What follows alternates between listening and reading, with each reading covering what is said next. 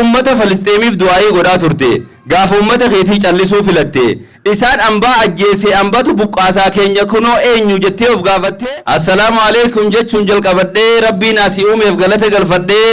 ergamaa keenya irratti rahmata buufadhee baga nagayaan dhuftanii sayyoomiin dagadde baga nagayaan dhuftan waan feetan na ajaja waan gorsaa fi buhaartii ni guunna ajaja amaan asii qabaa hin onnee guutuun dubbadha sheekotana duubaatiin na kanadhaa gadda silaana qofa taate daa'ima xiqqoo tokkottu ani wahiin dubbadha mee isinuu na laalaa gaafuma deemnu hundaan duubaan dhaabbadha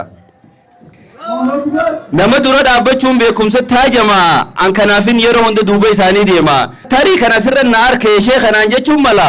garuu an haaja'u malee akkaan an humaan beeyne hundi isiniif gala dhimma tokko irraa hin dubbachuu barbaadee dhibee keessa keenya guggubeen waadee asiif achi laalee gamaa fi gamasii dhimma hawaasa keenyaa Harargee fi Arsii dubbii jidduu kanaatiif jara lamaan kana keessaa tuqee kaase malee turtuu dalaaqamee biyyi wal bukeesse gara isaan beeytu kan miilaa fi mataa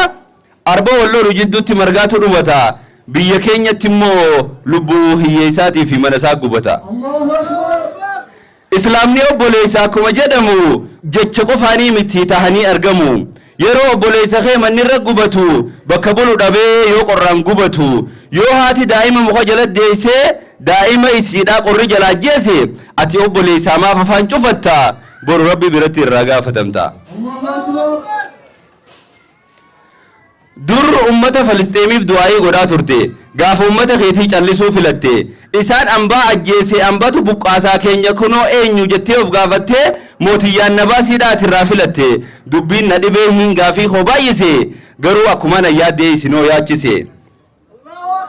kun anaaf gaafiidha hunduunaaf deebisa kan hawaasa bakka bu'ee hoomee maaliif callisa dhimma islaamaatii bara maqaan isaa dhimma islaamaa kan ta'u yoo hawaasaaf birmate yoo rakkoo hawaasa keenyaa daddafee irraa dubbate malee hawaasa islaamaatiin maqaan qofti maal godha yoo hawaasni kee boohee atillee waliin boohuu obboleessa isin godha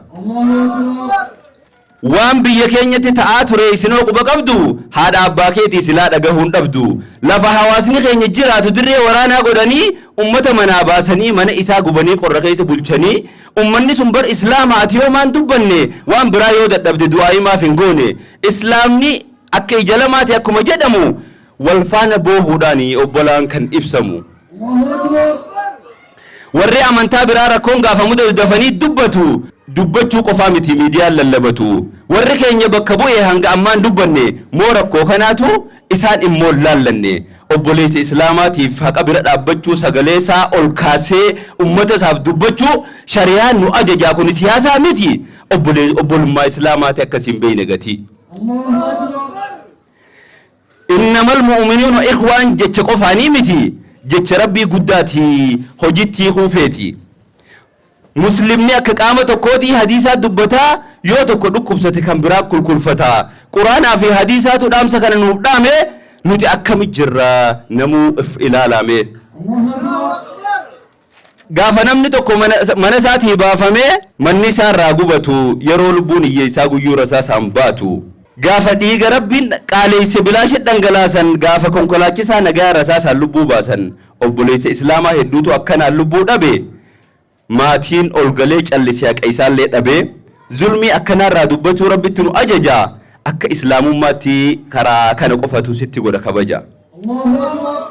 warra gocha kana hojjetan ergaa guddaa isiniif qaba humnanaa qaba jettus rabbitu sirra qaba shirri ati tattee hawaasaan fixaa ooltu sitti fakkaati malee karoora rabbiin caaltu aangoo dahoo godhattee atuu nama zallamta hariifummaa si fakkaatee kiishee hiyyeessaa saamta akkatti siif hin haftu ni dhufa guyyaan isa kana farsatti dhibba amanuu barbaachisa qochumaa kee guuttachuuf hiyyeessa lubbuu baaftee wallaahi billaahi boru rabbiin duratti irrumaa gaafatamta hawaasa koo yaa qaalii rabbii kan kee qabadhu rakkina sirra gahu gara rabbii dhaammadhu anis waaniin dandahuun du'aayin sin dagadhu nageenyi jiraachuu baatus nagayaan naa jiraadhu assalaamu alaykum warahmatullahi wabarakatuh